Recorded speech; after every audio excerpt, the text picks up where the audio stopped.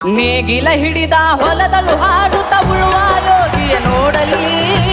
Sir ಅದು rain gun ಅಂತ ಹೇಳಿ. ರೈನ್ ಗನ್ನು ಅಂದ್ರೆ ನಿಮಗೆ 2 ಇಂಚ್ ನೀರು ಸ್ಪ್ರೇ ಆಗುತ್ತೆ ಸರ್. ಅದರಲ್ಲಿ 1 ಎಕರೆ 1 ಗಂಟೆ ಒಳಗಡೆ ಕಂಪ್ಲೀಟ್ ತ್ಯಾವ ಮಾಡಾಕ್ಬಿಡುತ್ತೆ ಸರ್. ಇದು ನಮ್ಮಲ್ಲಿ ಇರ್ತಕ್ಕಂಥ ಜಮೀನಲ್ಲಿ 15ರಿಂದ 18 ಲಕ್ಷ ರೂಪಾಯಿ ಏಲಕ್ಕಿಯಲ್ಲಿ ಉತ್ಪನ್ನ ಇದೆ ನಮಗೆ ಪ್ರತಿ ವರ್ಷ. 2012ರಲ್ಲಿ ನನಗೆ ಲಿವರ್ ಆಪರೇಷನ್ ಆಗಿ ನಾನು ಉಳಿದು ಬಂದಿರೋದೇ ಹೆಚ್ಚು. ನನಗೆ ಲಿವರೇ ಚೇಂಜ್ ಆಗಿದೆ. ಬೇರೆ ಲಿವರ್ ಹಾಕ್ಬಿಟ್ಟವ್ರೆ. ಬೇರೆ ಲಿವರೇ ಹಾಕಿದ್ದಾರೆ. ನಾನು ಬದುಕಿರೋದು ಬಹಳ ಹೆಚ್ಚು. ಕೈ ಕೆಸರಾದರೆ ಬಾಯಿ ಮೊಸರೆಂಬ ಹಿರಿಯರ ಅನುಭವ ಸತ್ಯ.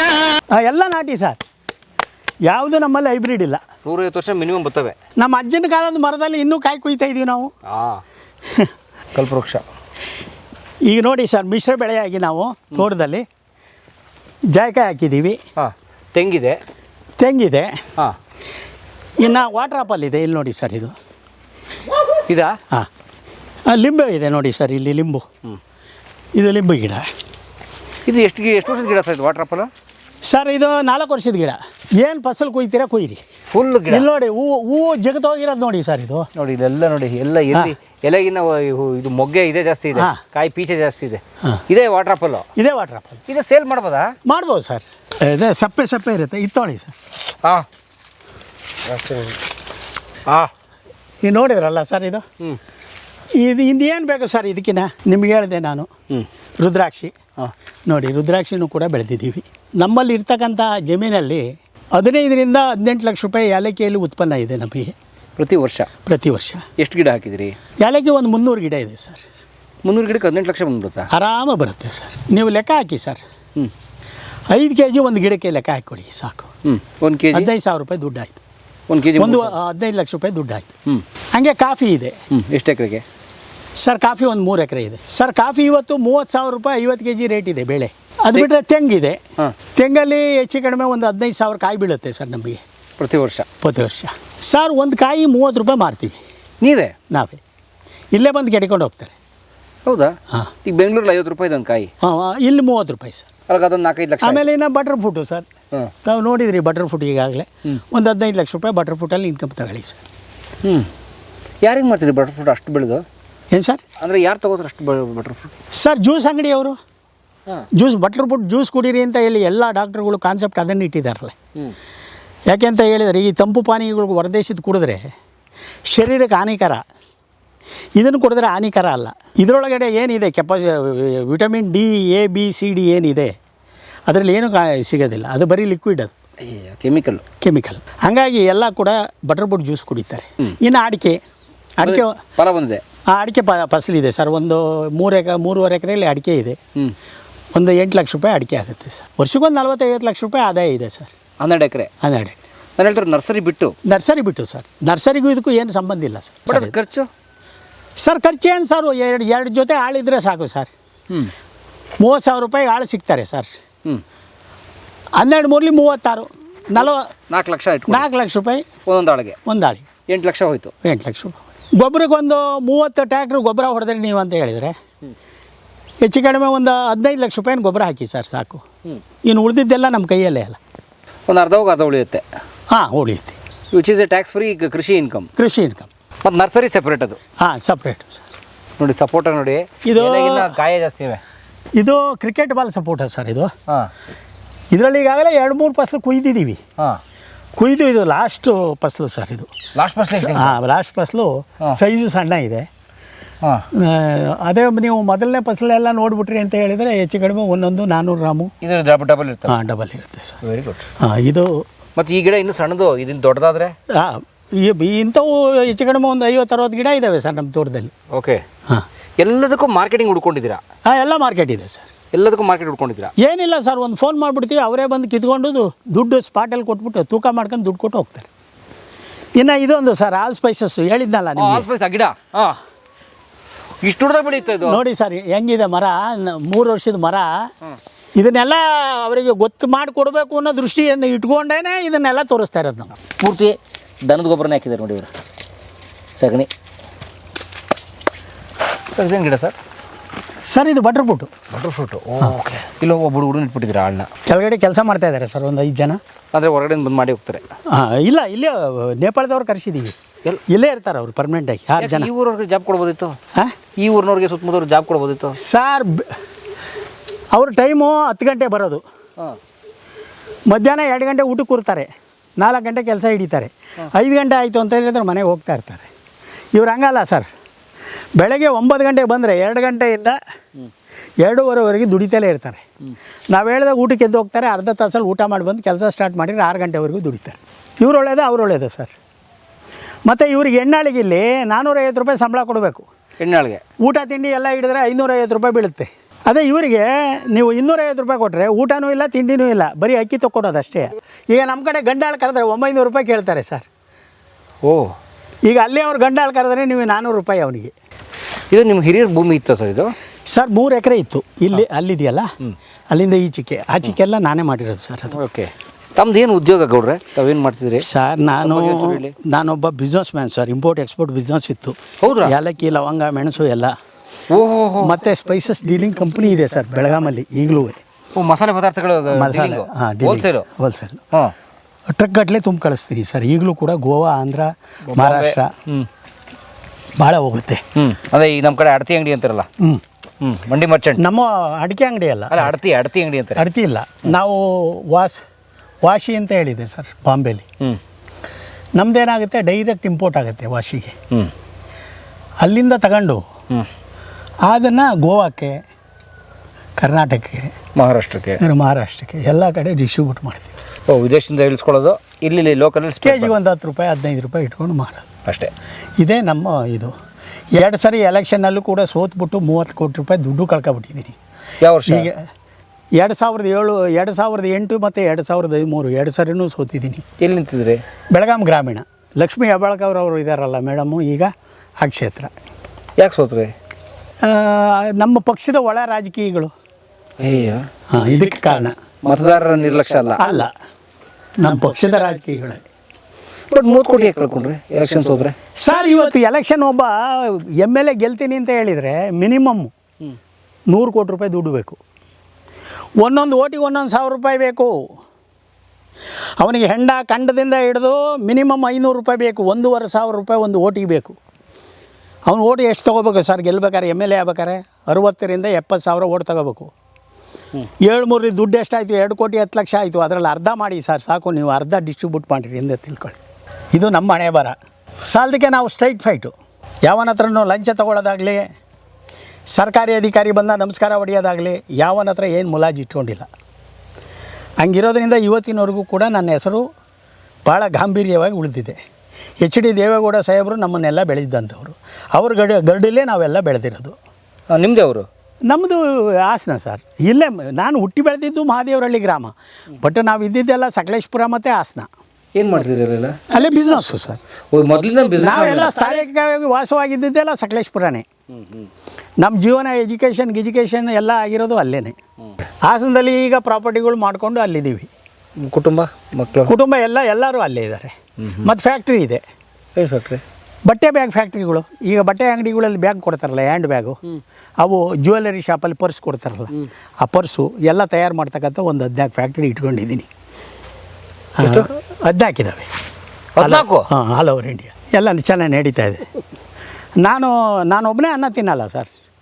ಅನ್ನ ತಿನ್ನೋರಿಗೂ ಕೂಡ, ನಾನು ತಿಂತೀನಿ ಅಂತ ಬಂದವ್ರಿಗೂ ಕೂಡ ಅನ್ನ ಹಾಕಿಸ್ತಾಯಿದ್ದೀನಿ. ನಮ್ಮ ಕೈಲಾದ ಸೇವೆ ನಾವು ಸಾಮಾಜಿಕವಾಗಿ ಏನು ಮಾಡಬೇಕು ಅದನ್ನು ಮಾಡ್ತಾಯಿದ್ದೀನಿ. ಬಟ್ ಅನ್ಯ ರೂಟಲ್ಲಿ ನಾನು ಹೋಗಿಲ್ಲ ಇಲ್ಲಿವರೆಗೆ. ರಾಂಗ್ ರೂಟಲ್ಲಿ ಹೋಗಿಲ್ಲ ಇಲ್ಲ. ಮತ್ತು ಅದು ಬೇಡ ಸರ್ ನನಗೆ. ಯಾಕೆಂದರೆ 2012ರಲ್ಲಿ ನನಗೆ ಲಿವರ್ ಆಪ್ರೇಷನ್ ಆಗಿ ನಾನು ಉಳಿದು ಬಂದಿರೋದೇ ಹೆಚ್ಚು. ಅಯ್ಯೋ, ಲಿವರು? ಹಾಂ, ನನಗೆ ಲಿವರೇ ಚೇಂಜ್ ಆಗಿದೆ. ಬೇರೆ ಲಿವರ್ ಹಾಕ್ಬಿಟ್ಟವ್ರೆ? ಬೇರೆ ಲಿವರೇ ಹಾಕಿದ್ದಾರೆ. ನಾನು ಬದುಕಿರೋದು ಭಾಳ ಹೆಚ್ಚು. ನಾನು ಬದುಕಿ ಇರೋವರೆಗೂ ಸುಳ್ಳು ಹೇಳೋದಿಲ್ಲ, ಮೋಸ ಮಾಡೋದಿಲ್ಲ, ಯಾರಿಗೂ ಅನ್ಯಾಯ ಮಾಡಲ್ಲ, ಯಾರ ಹತ್ರ 5 ಪೈಸೆ ಇಸ್ಕೊಳ್ಳಲ್ಲ. 5 ಪೈಸೆ ಕೊಡ್ತೀನಿ ಹೊರತು ಯಾರ ಹತ್ರನೂ ಇವತ್ತಿನವರೆಗೂ ನಾನು 5 ರೂಪಾಯಿನ ಸಾಲಗಾರ ಅಲ್ಲ. ಇದು ನನ್ನ ಕಾನ್ಸೆಪ್ಟ್. ಬನ್ನಿ ಸರ್. ಯಪ್ಪ ನೋಡಿ ಸರ್, ಕಾಫಿ. KGF ಸಿನಿಮಾ ನೋಡ್ದಂಗೆ ಆಯಿತು ನಿಮ್ಮ ಲೈಫು. ನೋಡಿ ನಮ್ಮ ಗೌಡ್ರದ್ದು ಕಾಫಿ ತೋಟ ನೋಡಿ ಹೆಂಗಿದೆ, ಎಷ್ಟು ಚೆನ್ನಾಗಿದೆ ಸರ್. ಇಲ್ಲಿ ಮೂಡ್ಸಿಮೆ ಒಳಗೆ ಕಾಪಿನೇ ಬರಲ್ಲ, ಏಲಕ್ಕಿ ಬರಲ್ಲ ಅಂತಾರೆ. ಅದ್ರ ಬೆಳೆ ತೋರಿಸಿದ್ದೀನಿ ಸರ್ ನಾನು. ಫಲನೂ ಬರ್ತದೆ, ಇಳುವರಿನೂ ಇದೆ. ಇಳುವರಿ ಇದೆ ಸರ್, ಫುಲ್ ಇಳುವರಿ. ನೋಡಿ ಇವರಷ್ಟೇ, ಮಲ್ನಾಡಿನವರಷ್ಟೇ. ಮಲ್ನಾಡಿಗೆ ಹೆಚ್ಚಿಗೆ ಪ್ರಮಾಣದಲ್ಲಿ ತಗೊಳ್ಳಿ ಸರ್ ನೀವು ಇಳುವರಿ. ಕಾಫಿ ನೋಡಿ ಏನು ಬೇಕು ಸರ್ ಹೂವು? ಎಷ್ಟು ಹೂವು ಬಿಟ್ಟದೆ ನೋಡಿ, ಇಡೀ ಎಲೆ ಎಲೆ. ಇದಕ್ಕಿನ್ನ ಹೂ ತೆಗಿತೀರಾ ನೀವು? ಮಲೆನಾಡಲ್ಲಿ ಇಷ್ಟು ಹೂ ಬರುತ್ತಾ ಸರ್? ಗೊಬ್ಬರ ಹೆಂಗೆ ಹಾಕಿದ್ದೀನಿ ನೋಡಿ ಅದಕ್ಕೆ. ಹಾಂ, ಹೆವಿ ಪ್ರೋಟೀನ್ ಕೊಟ್ಟಿದ್ದೀರಿ. ಹಾಂ, ಅದು ಭಾಳ ಮುಖ್ಯ. ಹಾಂ, ಕರೆಕ್ಟ್. ಹಂಗಾಗಿ ಕಾಫಿನೂ ಕೂಡ ಸಮೃದ್ಧವಾಗಿದೆ. ನಮ್ಮ ತೋಟದಲ್ಲಿ ಏನಿದೆ ಬೆಳೆ ಎಲ್ಲ ಸಮೃದ್ಧವಾಗೇ ಇದೆ ಸರ್. ಮತ್ತು ಇಷ್ಟೆಲ್ಲ ತೋಟ ಹೆಂಗೆ ನಿಭಾಯಿಸ್ತೀರಿ? ಎಲ್ಲ ನಮ್ಮ ಲೇಬರ್ ಇದ್ದಾನೆ ಸರ್, ಇವನೇ ಕುಮಾರ ಅಂತೇಳಿ. ಪ್ರತಿಯೊಂದೂ ಕೂಡ ಮೇಂಟೈನ್ ಮಾಡೋದೇ ಇವನು. ಓಕೆ. ಆಳು ಕಾಳು ಕರ್ಕೊಬರೋದು ಮಾಡೋದು ಎಲ್ಲ ಪ್ರತಿಯೊಂದು ಕೆಲಸ ಮಾಡಿಸೋದು ಎಲ್ಲ ಕೂಡ ಇವನು ಮಾಡ್ತಾನೆ. ನಮ್ಮ ಬಾಲಿನ ಒಂದು ರೀತಿಯಲ್ಲಿ ಈಸ್ ಗಾಡ್ ಅಥವಾ ನಿಮ್ಮ ಬಲಗೈ ಬಂಟ. ಇವನ ಅಧಿಪತ್ಯದಲ್ಲಿ ಇದೆಲ್ಲ ಸುಭಿಕ್ಷವಾಗಿ ನಡೀತಾ ಇದೆ. ಕುಮಾರಣ್ಣ ಧನ್ಯವಾದ, ಒಳ್ಳೆ ತೋಟ ಮಾಡಿದ್ದೀರಾ. ಯಾವರು? ಕೋಲ್ಕತ್ತಾದವರ? ಓ ಗ್ರೇಟ್. ತೋಟ ನೀರು ಹೊಡೆದು ಹೆಂಗೆ ಇಟ್ಟಿಸಿದ್ದೀನಿ ನೋಡಿ ಸರ್. ತೋಟ ಒಳ್ಳೆ ಮಳೆಗಾಲ ಥರ ಇಟ್ಟಿದ್ದೀರಲ್ಲ ಸರ್? ಆ ಥರ ರೈನ್ ಗನ್ ಇದ್ದಾವೆ ಸರ್ ನನ್ನ ಹತ್ರ 8 ಸರ್. ಅದು ರೈನ್ ಗನ್ ಅಂತೇಳಿ. Rain gun? ರೈನ್ ಗನ್ನು ಅಂದರೆ ನಿಮಗೆ 2 ಇಂಚ್ ನೀರು ಸ್ಪ್ರೇ ಆಗುತ್ತೆ ಸರ್ ಅದರಲ್ಲಿ. 1 ಎಕರೆ 1 ಗಂಟೆ ಒಳಗಡೆ ಕಂಪ್ಲೀಟ್ ತ್ಯಾವ ಮಾಡಿ ಹಾಕ್ಬಿಡುತ್ತೆ ಸರ್. ಇದು ಮಳೆ ಥರ 1 ಅವರಲ್ಲಿ 1 ಅವರಲ್ಲಿ ಹಾಂ ಪೂರ್ತಿ ದೊಡ್ಡ ಪ್ರಮಾಣದಲ್ಲಿ ಹೊಡಿತವೆ. ಇಂಥವು ನಮ್ಮ ಹತ್ರ 8 ಗನ್ ಇದ್ದಾವೆ.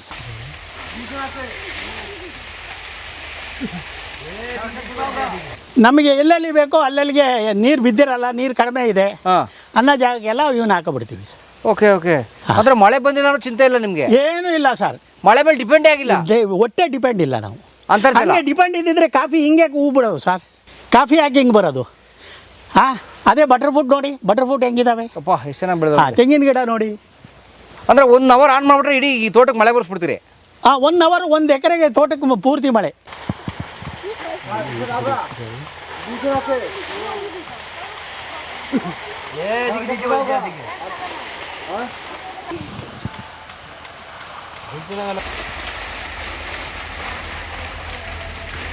ಓಹೋ, ಒಂದು ಗನ್ ಹಾಕಕ್ಕೆ ಎಷ್ಟು ಖರ್ಚು ಬರುತ್ತೆ ಇದು ಥರದ್ದು sir? 2,500 with piping? With pipe ಇಲ್ಲ ಸರ್, ವಿತೌಟ್ ಪೈಪ್. ಇದಿಷ್ಟು ಬರೀ 2,500 ತಗೊಂಬಂದು ಪೈಪ್ ಕೂರಿಸು ಅಷ್ಟೇ. ಅಲ್ಲಿ ಪಂಪ್ ಆನ್ ಮಾಡು. ಹಾಂ, ಸೂಪರ್. ಈಗ ಇದೆ ನೆಲ್ಲಾನಿ ಗೋಲ್ಡ್ ಸರ್. ಇದು ಏಲಕ್ಕಿ ಸರ್. ಇದು ನೆಲ್ಲಾನಿ ಗೋಲ್ಡ್ ಅಂತೇಳಿ. ಇದು ನೆರಳಲ್ಲಿ ಬರುತ್ತೆ, ಈ ಥರ ನೆರಳಲ್ಲಿ? ಹಾಂ, ಬರುತ್ತೆ ಸರ್.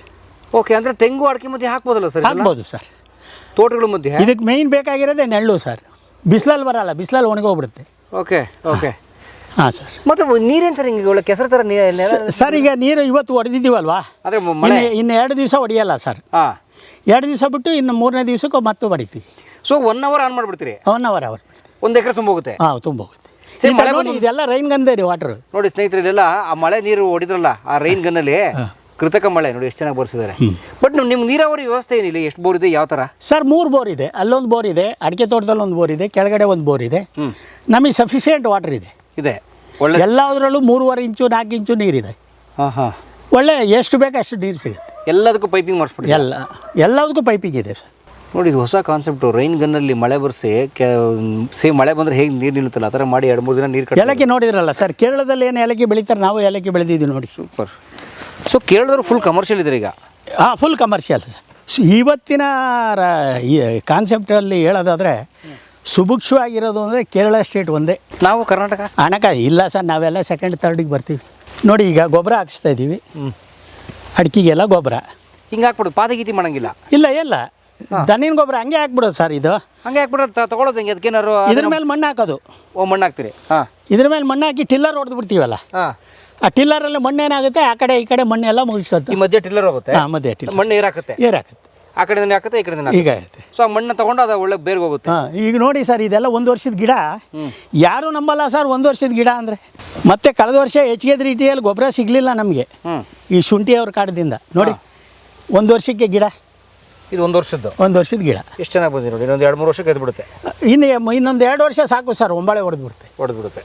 ಫಲ ಸ್ಟಾರ್ಟ್. ಹಾಂ.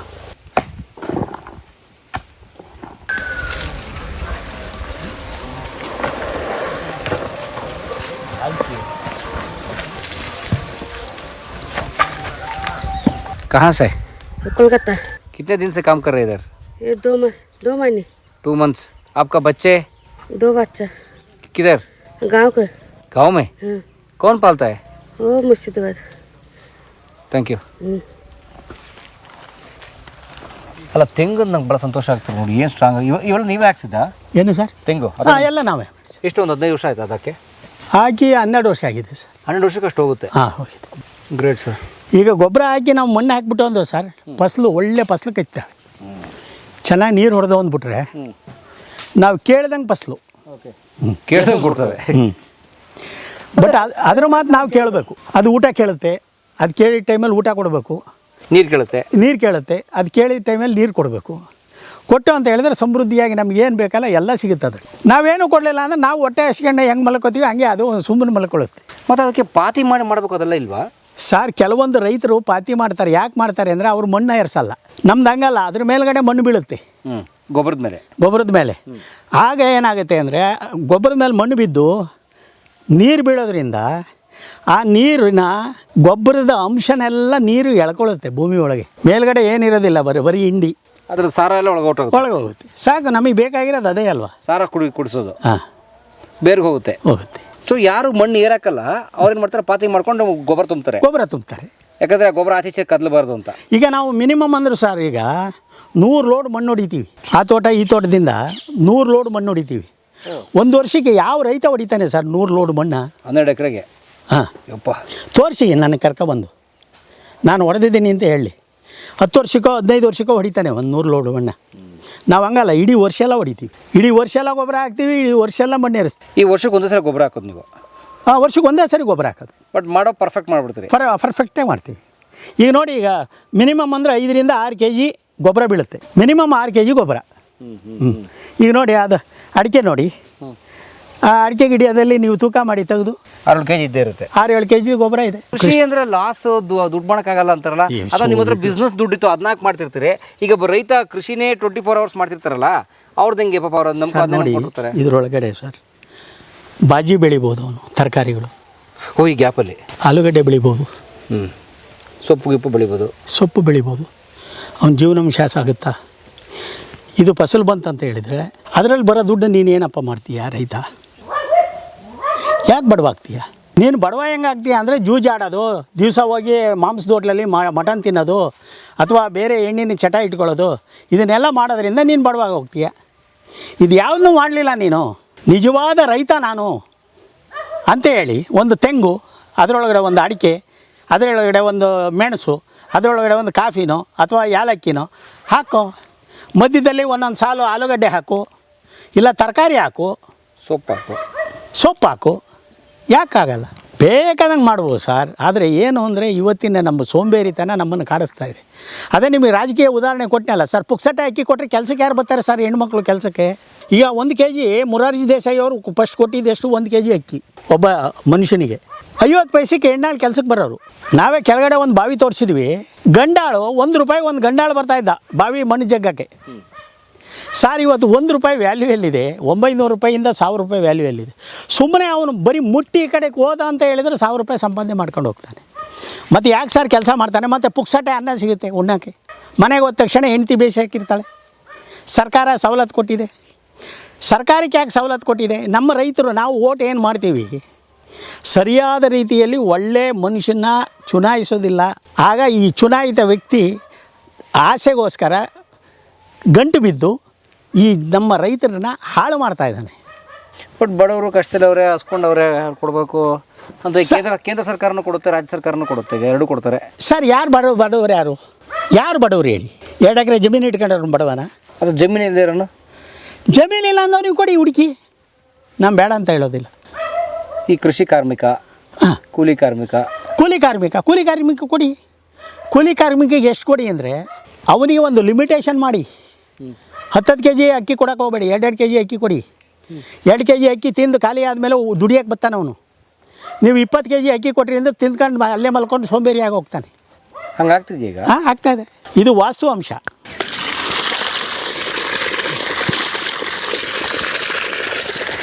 ಇವೆಲ್ಲ ನಾಟಿ ತೆಂಗೆ, ಎಲ್ಲ ನಾಟಿ.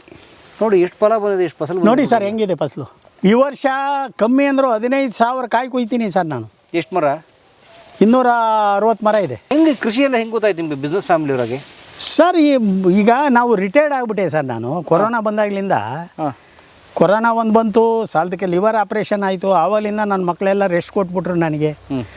ರೆಸ್ಟ್ ಕೊಟ್ಟಾಗೆಲ್ಲ ಇದ್ರ ಮೇಲೆ ಬಿದ್ದುಬಿಡ್ತು ನನ್ನ ಗಮನ, ಕೃಷಿ ಮೇಲೆ. ಓ ನೀವು ರಿಟೈರ್ ಆದ್ಮೇಲೆ ಕೃಷಿಕರಾಗಿರೋದು, ಹಾಂ ಅದ್ರ ಮೇಲೇ ಇವೆಲ್ಲ ಡೆವಲಪ್ ಮಾಡ್ತಿರೋದು. ಡೆವಲಪ್ ಮಾಡ್ತಾ ಇರೋದು. ಸೊ ಇದನ್ನು ಇಂಡಸ್ಟ್ರಿ ಥರ ನಡೆಸ್ತಾ, ಆ್ಯಕ್ಚುಲಿ ಇದು ಇಂಡಸ್ಟ್ರಿ ಥರ ನಡೆಸ್ತಿದ್ದೀರಿ ನೀವು ಇದನ್ನ. ಹಾಂ